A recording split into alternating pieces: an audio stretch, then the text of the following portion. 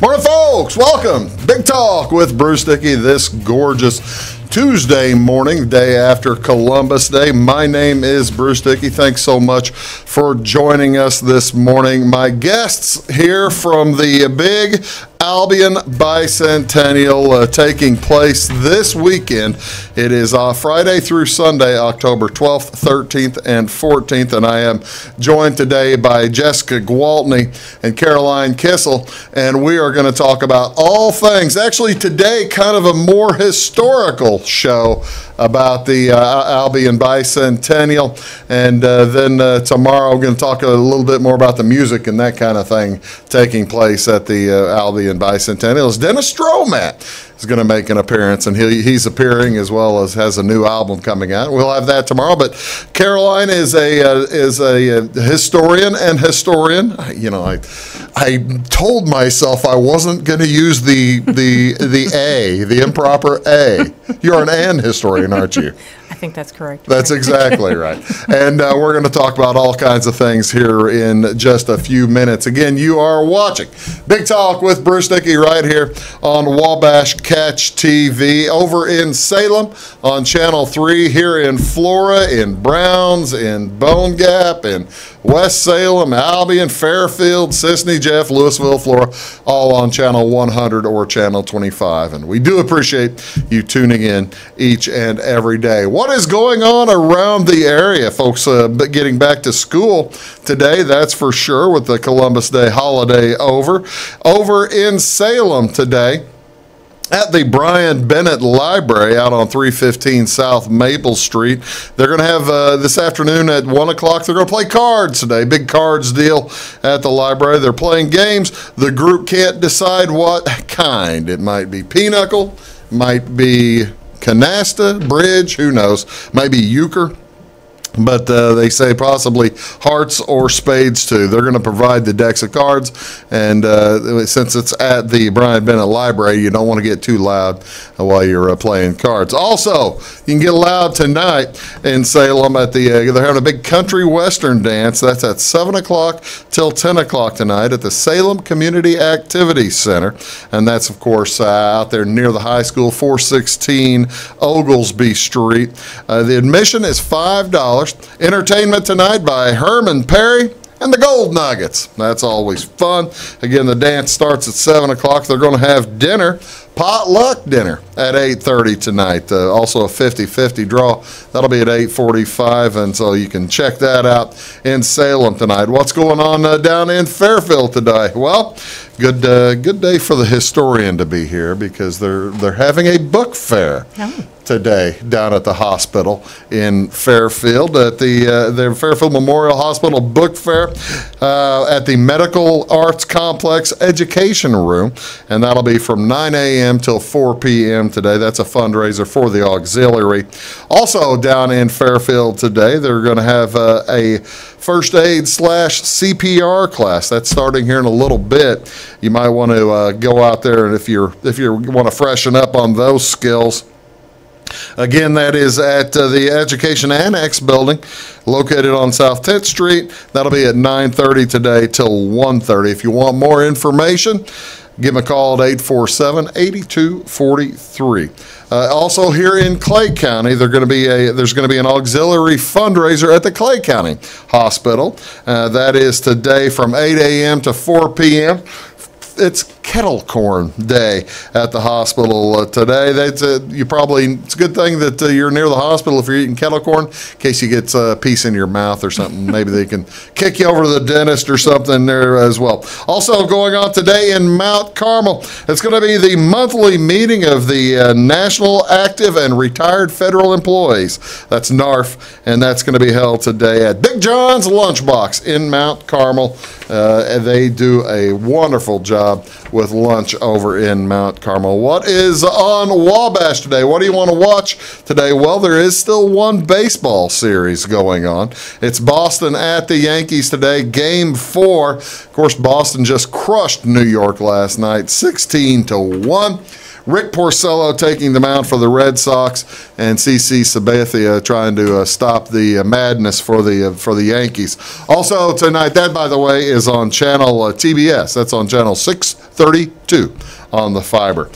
You want football on Tuesday night? Football on Tuesday night is getting going. Tonight, Appalachian State at Arkansas State. It's Sun Belt Conference football. That's on ESPN2 at 7 o'clock, channel 638. That's down in Arkansas. Also in the NHL tonight, San Jose is at Philadelphia. That's at 6:30 tonight. That's on NBC Sports Channel, channel 216.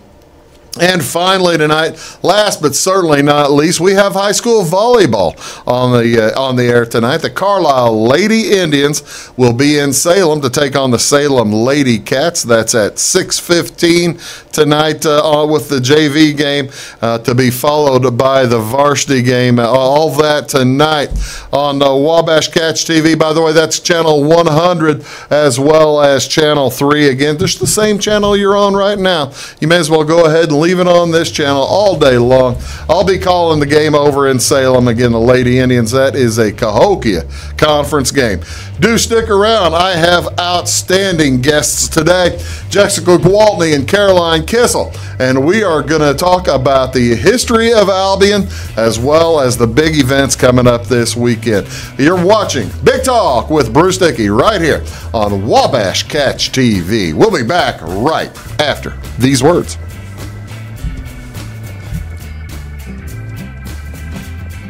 Welcome to Clay County Hospital. Clay County Hospital and Clinics offer the best in services and care in the area with a staff that strives to provide the very best in patient-centered care. We offer full hospital services including radiology, therapy, surgery, labs, and emergency services.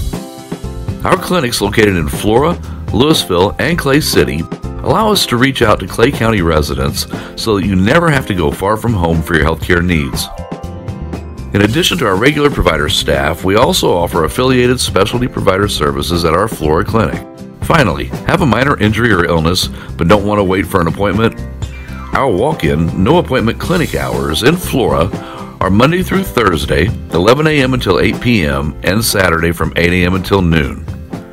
Make Clay County Hospital your number one choice for healthcare, convenient and close to home. Clay County Hospital, your number one choice in healthcare. Get what you want and nothing else when you order a la carte internet from Wabash Communications. Wabash Communications is now able to offer a la carte internet called broadband only with fast download and upload speeds, reliable service, and unlimited data usage. No phone service is required for our broadband only plans. Our broadband only menu includes packages up to 1 gig download. Call us at 665-3311 now to order. Service availability and internet speed will depend on location. Contact us for details. When you want an honest deal and hometown service without the runaround, go to Lamont Chevrolet Chrysler in Fairfield. Let Gabe McGahey, Sheldon Bunning, Jeff Black, Dennis Downs, Matthew Rogers, or Caleb Dunn score the best deal for you on your next new or pre-owned vehicle. Parts and service departments with factory-trained technicians and express lane and state-of-the-art tire and alignment technology. Lamont always inspects your battery, antifreeze, wipers, and tires for free. We want you prepared for the open road ahead. Open 24/7 at LeMansOnline.com. You'll like the way we do business. Hi, my name is Bruce Dickey of Wabash Catch TV's Big Talk with Bruce Dickey. Watch us each weekday right here on your local cable station. We're on at 9 a.m. with a repeat at 9 p.m. It's your local TV talk show with plenty of information, fun, and frivolity to get your day started right or maybe even ended right. Please contact me at 665-9970 or at bruced@wabash.net if you are a member of your organization would like to be a guest on the show. That's 665-9970. Big Talk with Bruce Dickey. Hey, thanks for watching. Your call is very important to us. Please hold. Your call will be answered in the order it was received. Tired of paying a big faceless company for your local telephone service in Flora? Now you can easily switch your 662 telephone number to Wabash Communications in Flora. That's right, Wabash can now provide local phone service to the Flora area, and yes, you can keep your 662 telephone number. It's available to both business and residential customers. Call us today at 662-3636. Wabash, your local telecommunications provider.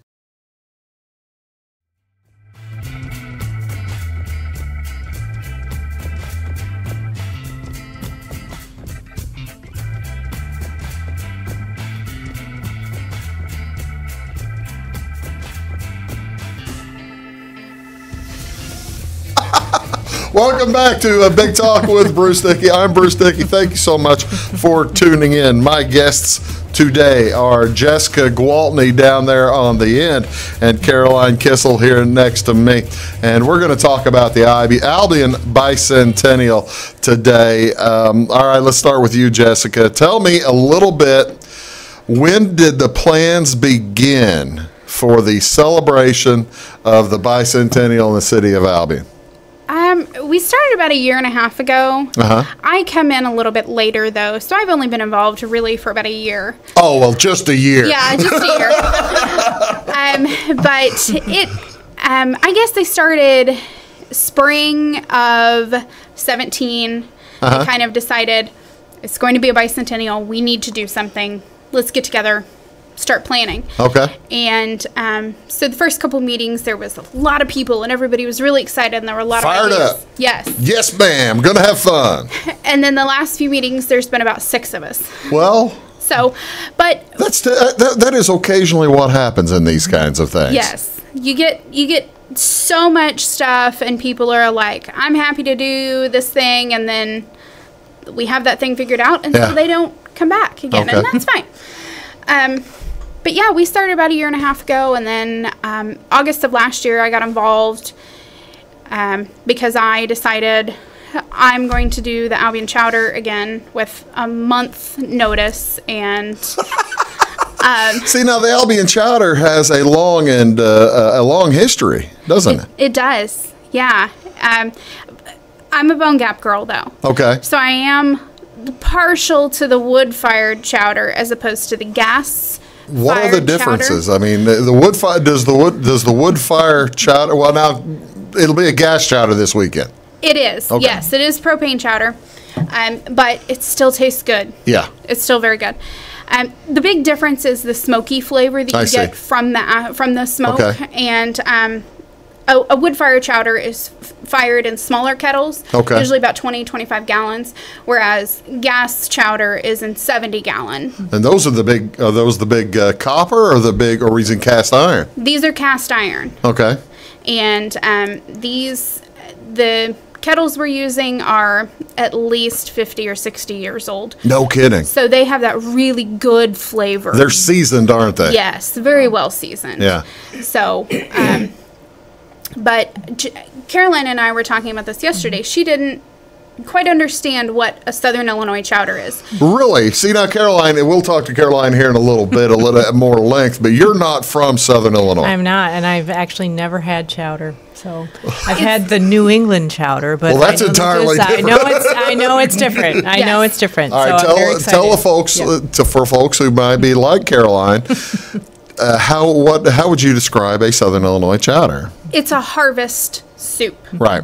And the origins come from gardeners who had leftover produce. You know, this person may have 2 or 3 tomatoes, and this person may have potatoes left over, more than what their family can use. Right. So they came together and created a community soup, and shared. Then you divvy it up, and you can preserve it, you freeze it, and keep it for all your. How long ago did they start the Albion chowder? That is up for debate. I was going to say there are varying schools of thought on that, aren't there? Yes. We know it was late 1800s when chowder came to this area. Okay. Now there is a long-standing rivalry between Bone Gap and Albion as to who had the first chowder. And Is that right? And They never came to blows, did they? No, not yet. Well, that's good. But as a Bone Gap girl, Maybe you can be the peacemaker since you're the Bone Gap girl. yes, I hope so. I am partial to Bone Gap, and I do have to claim that I truly believe Bone Gap was the first chowder, because the Bone Gap chowder is my family chowder recipe. Wow. So we know when that chowder was, when the first one was. When was that? We believe it was 1822. Oh, wow.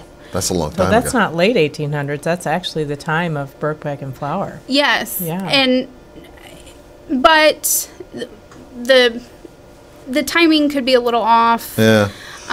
So Okay, now what are the details of the chowder for this weekend? so we serve chowder at 11 a.m. On Saturday? on Saturday, Okay. and we are doing bulk sales. Pretty much exclusively this year. Oh, really? In the past, we have had bowls for people to come and be able to come and sit and eat chowder. And that's just not logistically possible this year because Really? we are on the square. Oh, I see. So this is the first time we're going to be up on the square. Okay. And so we'll have small cardboard to-go bowls, but it's not going to be a good hearty bowl of chowder. But But can folks bring their own glass? Or no glass, I guess. no glass and no thin plastic. We will not fill a cottage cheese container because People probably bring the Cool Whip containers and the mayonnaise, or not the mayonnaise, the margarine containers. Yeah. And those don't last, do they? no, the chowder can actually melt the plastic. Yeah. So we recommend a metal container of some sort, or if you have a large Tupperware bowl, those work as well. How about ice cream? The big ice cream gallon buckets. Ice cream, yeah, because those are a little bit thicker. Okay. So, although we really do prefer metal, just because it's safer for our guys pouring chowder. So. Tell me a little bit about the bicentennial itself. We started talking about the chowder inadvertently. I didn't realize it. You've been planning now for over a year. The group has. Who are some of the other folks on the committee that have been helping out? You need to thank a bunch of people in this kind of job, don't you? Oh my goodness, there are not enough hours in the day to thank everybody that's been involved in this. Really? But our regulars at the committee meetings are Debbie Farron and Mayor Wesley Harris. Okay. He is kind of master of ceremonies all weekend. Melissa Felling, she is really kind of taking care of the money and the business side of everything, keeping everything straight. Cheryl Taylor and TJ Marsh, they actually designed our logo for the bicentennial, and it is a fantastic logo, and we couldn't have asked for something better to come out of a small town. Then is that the logo here at the top of this page, I guess? Yes, that one right there. Yes. That is really attractive, isn't it? Yes. And we are so proud to have our pagoda in there too. So we're really proud of that. I got to tell you, I had not noticed the pagoda. But that's a logo that you'll be able to use for years and years and years. It is. Well, that is really cool. Okay, when is the opening ceremony? Opening ceremony is this Friday, at 4:30 at the Memorial Arch right in front of the pagoda. Okay. We will have a flag raising, and we'll have an opening prayer, and just kind of a brief schedule of events for the afternoon or for the evening, and we'll get everything underway. What is going on Friday night? Friday night, we have 3 bands on stage. Well, let's see, you handed me a schedule here. I guess I could ask you about the schedule. Oh, the Honey Vines are going to be there, huh? Yes. Okay. They are a band out of Evansville, and it's 2 ladies, and they are wonderful. Jason Bishop singing tonight, or Friday night. Yes. Bish is good. Yes, he is. We are really excited to have him back on stage. I think this is the first time in several years that we've had him on stage. And then he's got his good friend, James Obermeyer. Michael. There's been some debate on that. Okay, the reason I ask is says Michael here. I think you have one that's maybe a week old. Oh, okay. All right. Well, that's cool. Yeah. That happens. But the last we heard is James Obermeyer, and at 8 o'clock we have Jerome Thomas on stage, and he is from Albion originally, and he does DJing and singing and things like that. So we'll have that all going on stage. All that going on Friday night. I tell you what we're going to do. We're going to come back. I want to dig into the history of Albion a little bit. We've got Caroline Kissel here, along with Jessica Gwaltney, and we'll get back to the events themselves coming up this weekend. But I really am looking forward to talking with Caroline here. I'm building her up now. She's getting frightened. I can tell. You're not getting frightened, are you? Not really. Okay. I'm excited. You look good. Yeah. Good. You're watching Big Talk with Bruce Dickey right here on Wabash Catch TV. We'll be back right after these words. Stick around. It's my choice. It's my choice. It's my choice. So many of our county residents have treatment or surgeries done at larger hospitals. What they don't always realize is that they have a choice to select where they can have physical therapy or any number of post-operative treatments and follow-ups. Clay County Hospital is your choice. Talk with your specialist, surgeon, or primary care provider and let them know that you want to stay close to family, friends, and most importantly, home. Clay County Hospital, your number one choice in healthcare. When you want an honest deal and hometown service without the runaround, go to Lamont Chevrolet Chrysler in Fairfield. Let Gabe McGahey, Sheldon Bunning, Jeff Black, Dennis Downs, Matthew Rogers, or Caleb Dunn score the best deal for you on your next new or pre-owned vehicle. Parts and service departments with factory-trained technicians and express lane and state-of-the-art tire and alignment technology. Lamont always inspects your battery, antifreeze, wipers, and tires for free. We want you prepared for the open road ahead. Open 24/7 at LeMansOnline.com. You'll like the way we do business. Get what you want and nothing else when you order a la carte internet from Wabash Communications. Wabash Communications is now able to offer a la carte internet called broadband only with fast download and upload speeds, reliable service, and unlimited data usage. No phone services required for our broadband only plans. Our broadband only menu includes packages up to 1 gig download. Call us at 665-3311 now to order. Service availability and internet speed will depend on location. Contact us for details. Hi, my name is Bruce Dickey of Wabash Catch TV's Big Talk with Bruce Dickey. Watch us each weekday right here on your local cable station. We're on at 9 a.m. with a repeat at 9 p.m. It's your local TV talk show with plenty of information, fun, and frivolity to get your day started right or maybe even ended right. Please contact me at 665-9970 or at bruced@wabash.net if you are a member of your organization would like to be a guest on the show. That's 665-9970. Big Talk with Bruce Dickey. Hey, thanks for watching. At Wabash Communications, our goal is simple, to keep people connected. And today we are doing just that, better than ever, by delivering the latest technology and personal service only a local provider can offer. We offer services anywhere from fast, reliable internet, TV services, and home monitoring solutions to crystal clear local and long-distance phone service. Wabash continues the commitment we started back in 1952, delivering a great connection to the most important people we know, our customers. So choose Wabash, the local service from people you can trust.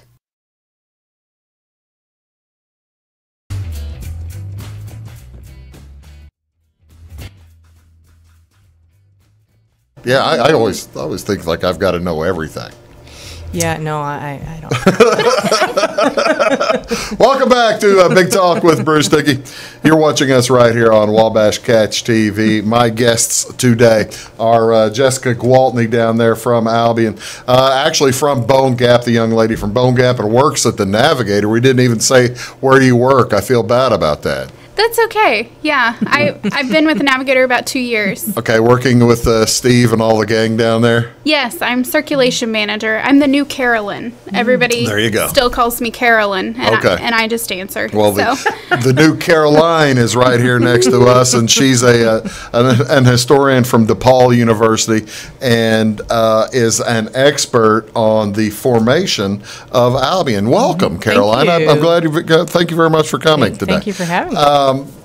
Okay, let's get your bona fides out of the way. You're a doctor, and you studied, and you're not from Wayne or Edwards County or anywhere down here. What what drove you to this form of study, this area of study? So I had been teaching for about 5 or 6 years back in the early 2000s, late 90s, early 2000s, and Okay. I, in order to continue on in higher ed, You have to keep working. you don't have to get a PhD. I taught high school for a year, and I just want to shout out blessing to all high school teachers, and I decided it was not for me. Yeah. I was going to stay in higher ed. Okay. And in order to stay in higher ed and move forward, getting a PhD was a really important step. So All right. I was looking at PhD programs, and I found one, and I was interested in looking at the early, how people thought about the United States in the very early period when we had just become a nation, Right. how outsiders were looking at the United States and the kind of views that they had of it, perceptions. Somewhere around like pre-1812 war and that kind of stuff. Right. So if you're an immigrant and you're in another country and you're thinking about coming to this new nation that's forming across the Atlantic, what are you thinking about? Well, you know, that's the thing. People, that's how we grew. People came over. Exactly, Yeah. exactly. So, I originally started my PhD thinking I'm going to look at colonial times up to the present, and I got to into my program at the University of London. I can see this to be a big problem. Yeah, and it was a big problem because they said, that's kind of a big span. That's a little broad. It's a little broad, yeah. So I had moved to England, and I found this program in the United Kingdom. United Kingdom is made up of England, Scotland, Ireland, Northern Wales, Ireland, yeah. all that, yeah. So, but I'd moved to London, and I was enrolled in this program. And I had invested time and money into doing this, and so I started looking around at into the literature that I was interested in researching, and I found. Now, mind you, I'm in London. Yeah. And I'm from DuPage County in Illinois. Okay, all right. And I'm in London, and I'm in the library, and I find the books of Morris Birkbeck. Nice. And I started to read, and he has 2 travel logs that he published in 1818, Notes on a Journey from the Coast of Virginia to the Territory of Illinois, and Letters from Illinois. So two distinct books. Basically a Fodor's type of thing or something, Frommer's. Exactly. See, he had written the one where they were a traveling party from the coast of Virginia, searching for the prairies, searching for Illinois, and he wrote a journal, and he decided to publish that journal. And then here's one of the things I've thought about. Letters from Illinois, he's published the letters that he's written, and I thought to myself, okay, so he's mailed them, but he's published them. There's all this lag time in them getting back to London. I'm wondering if he possibly wrote them or copied them. Maybe he had copies of the ones he sent, or maybe he wrote them as if he was writing home and decided to publish them as a book. So we don't know. So anyway, they're 2 books. And I found those books while I was in London. And then I was home on a trip to visit my family and found that they were in the basement of my hometown public library of Winfield, Illinois, in DuPage County, small town. Well, that's good. It's a family joke now. So you didn't have to go to England, but you needed to go to England for the school anyway. That's absolutely right. All right. So what drew you to those books? Why? So I was looking around. This is in 2003, so we're not as Google-ified as we are now. I'm looking around for any information about Birkbeck and his books, and there wasn't a whole lot out there. I saw that there was an Edwards County Historical Society, so that was interesting to me. And the more that I saw, and it's kind of an historian's dream when you realize there's not a whole lot out there on something. Oh, really? Because then you're the one who something. gets to research it. You're the one who gets to research it, dig into it. So I started reading the books, and then I saw that there were a lot of people in England who had responded to the books. So there were a lot of travel books that were written that were responding. So he really became this sort of epicenter of writing about Illinois at the time. Okay, so now he decides to leave. He's an Englishman. Why did he decide to leave England to come to Illinois to start with?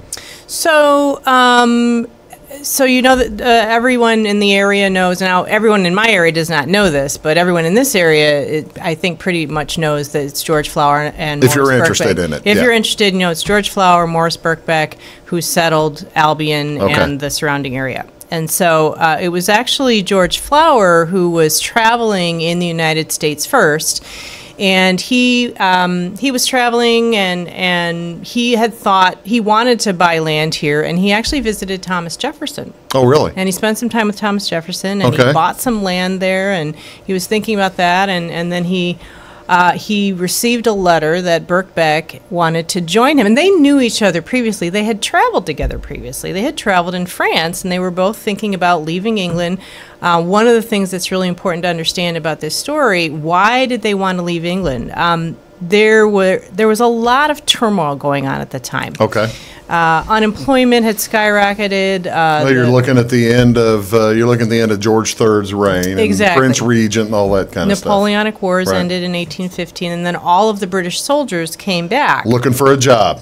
That's exactly right. That's exactly what happened. Yeah. But at the same time, Birkbeck was a farmer, and he was a tenant farmer, and he could not own land. And Okay. he wanted to continue farming. He was actually known for breeding merino sheep. He was very good at it. He was very good at it, and he could never own land. His wife had passed away. He had 5 children, and then his lease was up, and then his father passed away, and he decided, you know, Did he take the kids? 53. He took 4 of his kids with him, and he decided to leave England. Okay. So he came over, met George Flower, who was already here, and they at that point then reunited and decided let's find a place to settle together. And one of the things that both of them, and I think in particular Birkbeck at the time, they were thinking we want to settle somewhere where there wasn't slavery. Yeah. So that was the main thing. So they kept moving westward. That was about the time probably that Great Britain was outlawing slavery. It was right around that, a little after that, right? Right. Yeah. Right, yeah. Talking here with Caroline Kissel along with Jessica Gwaltney. We're going to get back to the Albion Bicentennial more today, as well as quite a bit tomorrow. You are watching us on Wabash Catch TV here in Flora on Channel 100. And when we get back, we're going to get to why Birkbeck and Flowers chose Edwards County and Albion to settle. You are watching us on Big Talk with Bruce Dickey, Wabash Catch TV, back right after these. At Wabash Communications, our goal is simple: to keep people connected. And today we are doing just that, better than ever, by delivering the latest technology and personal service only a local provider can offer. We offer services anywhere from fast, reliable internet, TV services, and home monitoring solutions to crystal clear local and long-distance phone service. Wabash continues the commitment we started back in 1952, delivering a great connection to the most important people we know, our customers. So choose Wabash, the local service from people you can trust. Welcome to Clay County Hospital. Clay County Hospital and Clinics offer the best in services and care in the area, with a staff that strives to provide the very best in patient-centered care. We offer full hospital services including radiology, therapy, surgery, labs, and emergency services. Our clinics located in Flora, Louisville, and Clay City allow us to reach out to Clay County residents so that you never have to go far from home for your healthcare needs. In addition to our regular provider staff, we also offer affiliated specialty provider services at our Flora clinic. Finally, have a minor injury or illness but don't want to wait for an appointment? Our walk-in, no-appointment clinic hours in Flora are Monday through Thursday, 11 a.m. until 8 p.m., and Saturday from 8 a.m. until noon. Make Clay County Hospital your number one choice for healthcare, convenient and close to home. Clay County Hospital, your number one choice in healthcare. Hi, my name is Bruce Dickey of Wabash Catch TV's Big Talk with Bruce Dickey. Watch us each weekday right here on your local cable station. We're on at 9 a.m. with a repeat at 9 p.m. It's your local TV talk show with plenty of information, fun, and frivolity to get your day started right or maybe even ended right. Please contact me at 665-9970 or at bruced@wabash.net if you are a member of your organization would like to be a guest on the show. That's 665-9970. Big Talk with Bruce Dickey. Hey, thanks for watching. Your will be answered in the order it was received. Tired of paying a big faceless company for your local telephone service in Flora? Now you can easily switch your 662 telephone number to Wabash Communications in Flora. That's right, Wabash can now provide local phone service to the Flora area, and yes, you can keep your 662 telephone number. It's available to both business and residential customers. Call us today at 662-3636. Wabash, your local telecommunications provider. When you want an honest deal and hometown service without the runaround, go to Lamont Chevrolet Chrysler in Fairfield. Let Gabe McGahey, Sheldon Bunning, Jeff Black, Dennis Downs, Matthew Rogers, or Caleb Dunn score the best deal for you on your next new or pre-owned vehicle. Parts and service departments with factory-trained technicians and express lane and state-of-the-art tire and alignment technology. Lamont always inspects your battery, antifreeze, wipers, and tires for free. We want you prepared for the open road ahead. Open 24/7 at LeMansOnline.com. You'll like the way we do business.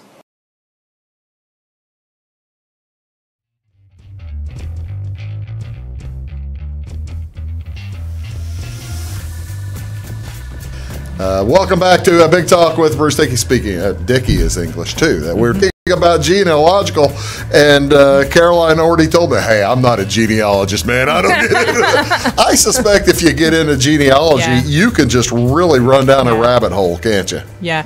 Well, I would be a genealogist for my own background, but it has nothing to do with Edwards County or Albion. So that makes sense. And 20th century immigrants. So. Yeah, absolutely, absolutely. All right, welcome back. Caroline is an historian, and we're talking about the formation of Albion. All right, so the Flowers and Birkbecks, they're in the U.S. They talked to Thomas Jefferson, and they're going to head this direction. Had they already bought the ground when they came over this way? No, they hadn't. So they were thinking, they kept wanting to move westward. At that time, because of the 1787 Northwest Ordinance, it outlawed slavery north of the Ohio River. Right. So they had in their mind, this is cut and dry. We're going to keep going westward. They looked at lands in Ohio. And Birkbeck really felt like it was too populated. Oh, really? So one of the things he said was, too many people in Ohio. Too many people in Ohio. I want to keep moving westward. You know, you get to places in southern Ohio now, it's still not populated. It still looks like southern Illinois. Right, yeah. And he said, I cannot be satisfied until I see that remoter country. That was what Birkbeck said in one of his books. Right.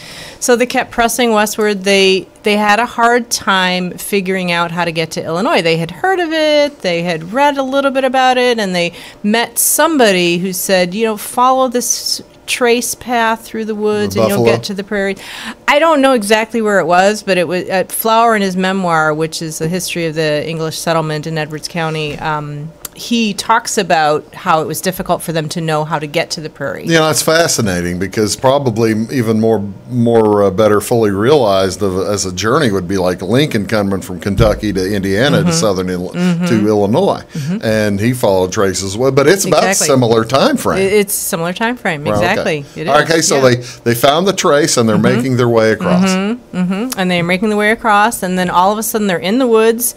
And as they both record it, we weren't there obviously, but as they both record it, they were both astonished to then find this big open prairie, and it reminded them of these big open fields from home. Oh, really? And so that was what they were looking for. They were very, very excited. So when they found the open prairie, I always wonder about the landscape back in that day.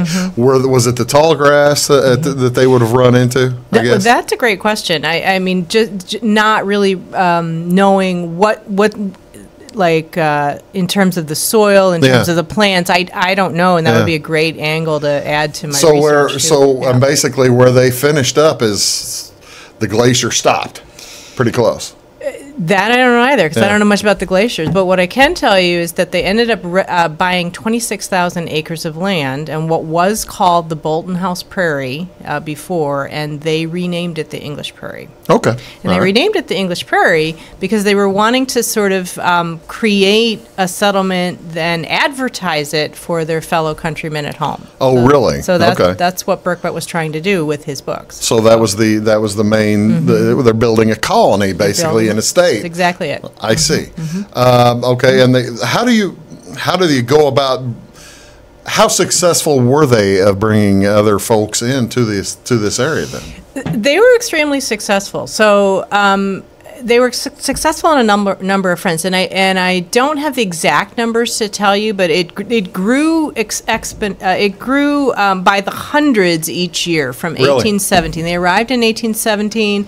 Illinois became and they bought the land while it was still a territory. Illinois became a state in 1818, and then it kept growing by the numbers, by the hundreds each year.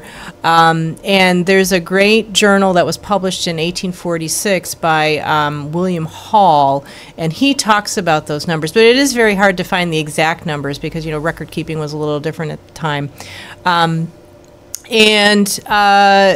The other thing that was really important is that Birkbeck's books, when they were published in 1818 in England, so Flower brought them back, the manuscripts back to London. Right. He was trying to promote.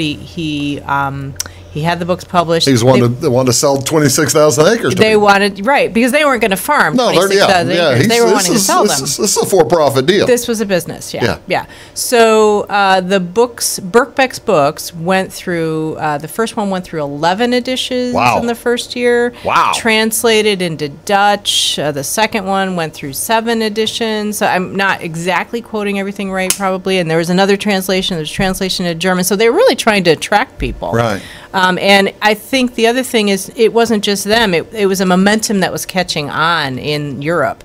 So and in England, the books were reviewed in the newspapers of the day. Quarterly Review, Edinburgh Review. There are all these reviews out there. So we have all this documented evidence today. And then the rumors started. So rumors. The rumors. So what was happening in the English settlement?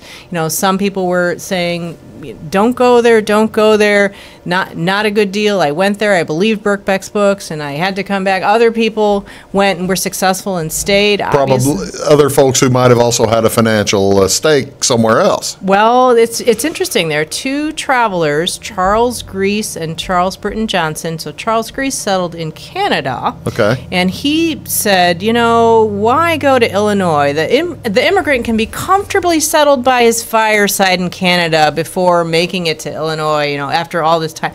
And then Charles Burton Johnson said it would take to get a family across the Ohio River in winter with furniture is beyond the capability of any British immigrant.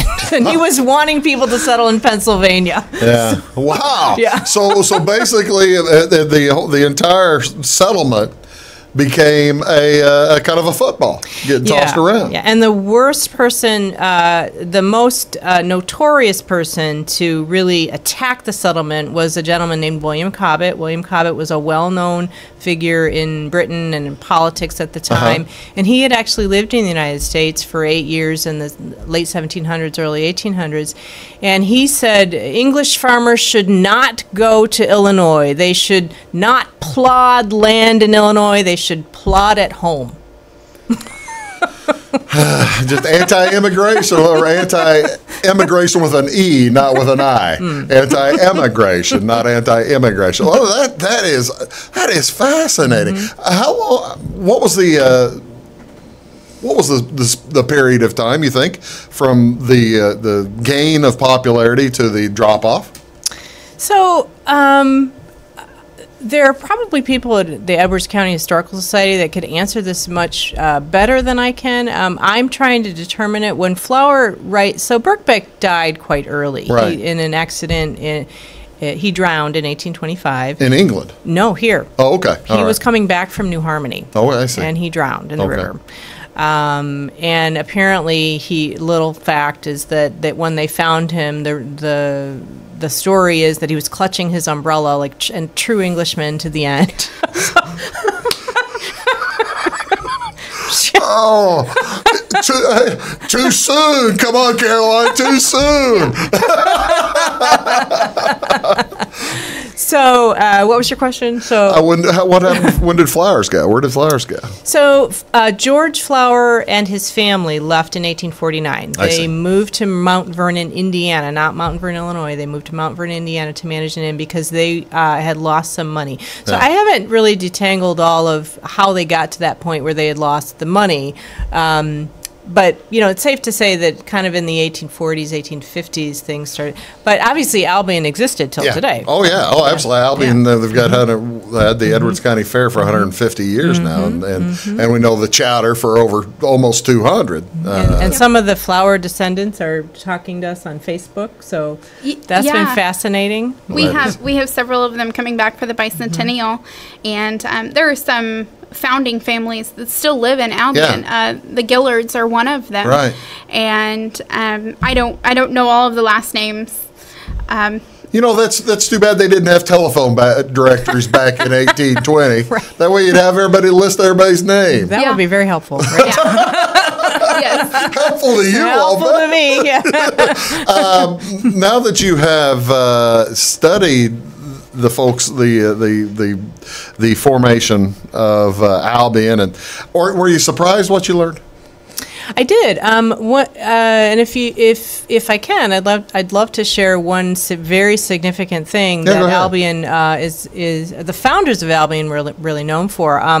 So little known fact that so Illinois was a free state, state constitution in 1818, but there was a movement to change the Constitution to become a slave state because there were a lot of pro-slavery legislators at the time.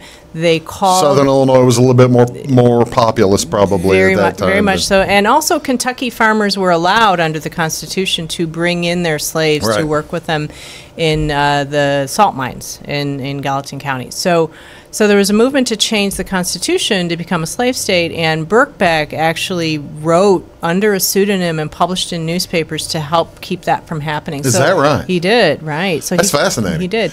So we were looking at the early 1820s. That was shortly after the Constitution. It was. So this was 1822-23, and the first step was people were allowed to vote to have this constitutional convention, and then at the convention was when the legislators could vote to change the Constitution.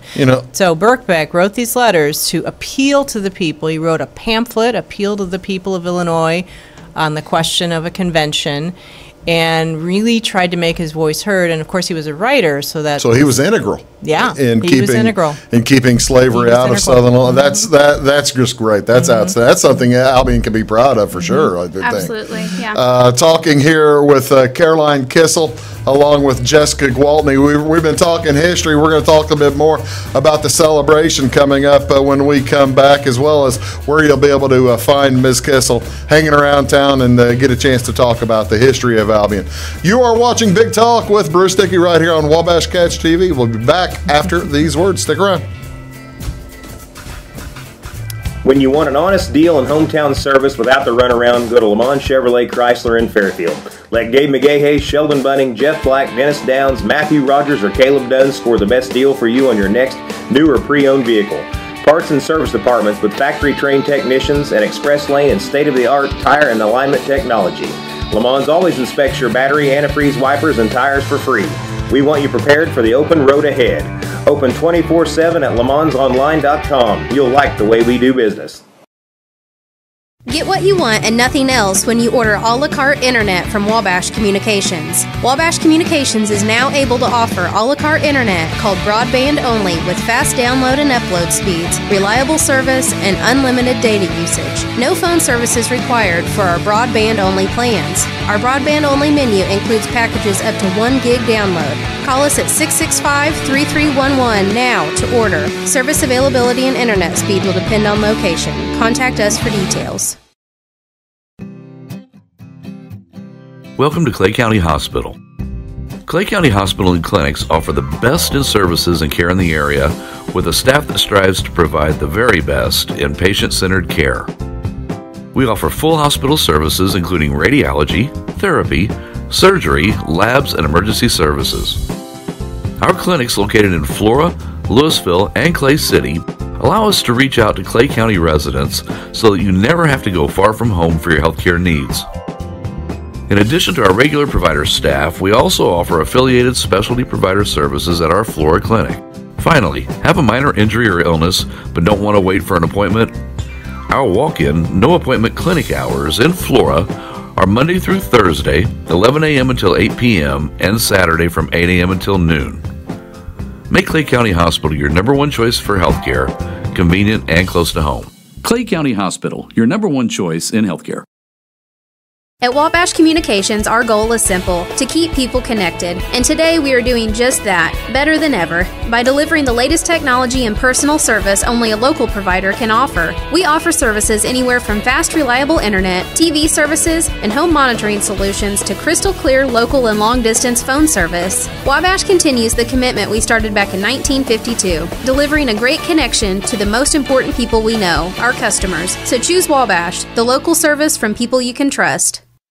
Hi, my name is Bruce Dickey of Wabash Catch TV's Big Talk with Bruce Dickey. Watch us each weekday right here on your local cable station. We're on at 9 a.m. with a repeat at 9 p.m. It's your local TV talk show with plenty of information, fun, and frivolity to get your day started right or maybe even ended right. Please contact me at 665-9970 or at bruced@wabash.net if you are a member of your organization would like to be a guest on the show. That's 665-9970. Big Talk with Bruce Dickey. Hey, thanks for watching.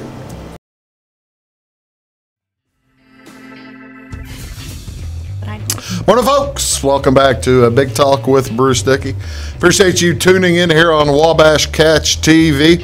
My guests today are Jessica Gwaltney down there, and here next to me is Caroline Kissel, and we are talking about the City of Albion's bicentennial celebration. It's taking place this Friday, Saturday, and Sunday, October 12th, 13th, and 14th. Okay, now, I do have to ask before we ask about celebration, how did you get a hold of her? How did you guys find each other? She messaged the Bicentennial Facebook page. Okay. And it said, hey, by the way, I know a little about this. Yeah. That's really cool. About 6 months ago now. Yeah. Yeah. And so we have talked probably once a week since then about various things and have texting a lot. Yeah. Lots of So- details. We're going to talk about it's a big weekend. There's all kinds of music planned along with all kinds of other things. We're going to talk about the music more tomorrow. Suffice to say, you've got a big show on Saturday night, don't you? We do. Tell me about the big show on Saturday night. It is a big. Now you wouldn't have any idea who this is, but in Wayne County and in Edwards County, it's a big deal. I'm Yes, excited. and you can just see the joy spread across his Yeah. face. Lance Miller. How'd you get Lance? I am not sure. But believe me, somebody came to the meeting and said, oh, by the way, we have Lance on Saturday night. And I was like, are you kidding? And like hit this octave that only dogs can hear. And because I remember Lance on Nashville Star. Yeah. And my Aunt Lacey used to work at the Wayne County Press. Uh-huh. She knew his wife, and so I'd been to barbecues with him, and then he hit Nashville Star, and I was like, he's on TV. He's famous. Well, he was. And- He is. I mean, he's still he writes #1 songs and stuff. Yes, and so we're really excited to have him. He'll be on stage at 6 o'clock on Saturday night. Okay.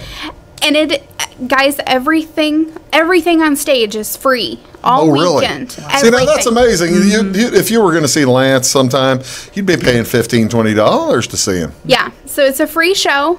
And so we're just really excited to have all the bands because we have some really great musicians. Tony Booth is coming, and Tony Booth has from #1 songs back in the 70s and 80s. Yes, and he'll be with Dennis Stromat, who's Yeah. a hometown boy Yeah. as well. And We'll talk a lot about that tomorrow. Yeah. I've got Dennis coming on the show tomorrow to talk. I don't think we're going to talk to Tony. I don't think Tony's in town yet, but not yet. He has a gig on Thursday night. He has a gig on Friday night, and then Saturday, and then Sunday. So he's making his way down and to the Ozarks. all right. Now, will I be able to get a good seat? For Lance? Do I need to bring lawn chairs? What's the story for where are we putting the stage? Yes.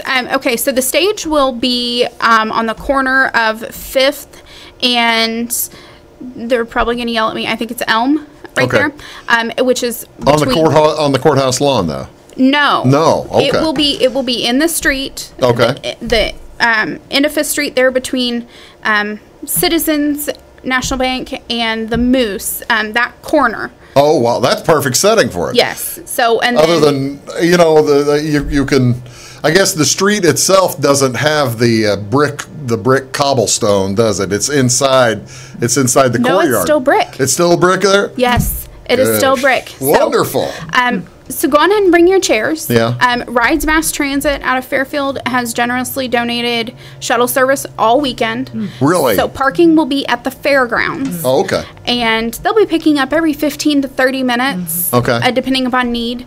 And then also, if you cannot even get to the fairgrounds, you can call ahead and schedule a pickup, and they'll pick you up at home as well. Well, I was going to say that's what what Rides Mass Transit will do for any folks, and a lot of senior citizens use that service. It's outstanding. What's the food situation? We going to have anything to eat up there? We are. Other than the chowder, say I'm not a chowder. Now this is granted, it's a hypothetical. I'm a chowder fan. Yeah. But say I'm not a chowder fan. Am I going to have something else to eat? Absolutely. Neither of my parents eat chowder, by the way. So, wait a second. I know. I know. It's their family recipe. I know. And it skips a generation, I believe. Okay. But we will have, as of right now, I think we have 8 food vendors that'll be on the square. Right. Jenny's Concessions out of Fairfield. Okay. Everybody loves Jenny's. Yeah. So Fairfield's going to have just the trifecta: Jenny's, Lance, and chowder, of course. But we have kettle corn, and there's some shaved ice, and then Smokin' Pig Barbecue will be there, and Little Buddy's Barbecue will be there. There you go. All he needs barbecue. That's enough said. You got a cornhole tournament. When's the cornhole? We do. So registration for cornhole starts at noon on Saturday. All right. And bags will fly at 1 o'clock. There is a registration fee for that. Okay. But it is 100% payout. Yeah. So first two places in teams or individuals. And see, if it's 100% payout, I don't think people mind paying a registration fee at all because you're getting it back. Yeah. And then Lance isn't the last band. There's one more after him, right? Right. They are a band called Lick Creek Band. Are they from Lick Creek, Illinois? Where are they from? No. Oh, okay. I'm not sure how they got the name. I will ask, though, because that is... Well, it's like Guitar Lick. Yeah. But they are up from around Springfield. Okay. And they play all over. And they're a really great band. That's a good get. Yeah. What's going on Sunday? Sunday, before we run out of time. Sunday morning, we have community church service, which I'm really excited about because my preacher, Matt Brands, is doing the service, and that starts about 10:15 or so. Okay. 10:30, and then we have an 1812 era band. Really? Yes, that will be performing after the church service. Who's that? Salt Creek No String kidding. Band. Yes. Where are they from? Salt Creek. Yeah. No, I just didn't know if you were getting like the original Silver Band from Mount Vernon. They're Civil War band. I didn't know there were any bands from previous to that playing around. I'm not sure where they are from. But that's cool. Yeah. How'd you find that bunch? I think they contacted us. Really? I believe. So we've had several bands and groups contact us and want to come and be a part of our celebration because there's so much talk and there's so much excitement and so many people are coming back. Well, it's starting all this Friday. When do you get your last sleep for the weekend, Jessica? I will be on the square Friday at 6 a.m. Until probably 8 or 9 p.m. and then back on the square by 4 a.m. So you're going to Saturday. be, oh, wow. Yeah, so you're going to be doing a little bit of sleeping, but not very much. Yeah, so we talked about going to the winery Sunday afternoon, and then after that, just sleeping for the next 2 weeks. That's probably not a bad idea. Caroline, are you looking forward to this, getting to meet folks, huh? This is amazing. I mean, in the geek historian world, how many opportunities do you ever have to research something that's very, very early history, and then to actually be in the town and meet people who are descended? I love a dream. Yeah. She's the scion of the geek historian world. Ladies and gentlemen, it is Caroline Kissel along with Jessica Gwaltney. Albion Bicentennial is this weekend. Make sure you go and just have a great time. Dennis Stromat coming on tomorrow. We'll talk a little bit more about it then. Thanks very much for watching Big Talk with Bruce Dickey. Talk to you all tomorrow. Have a great day.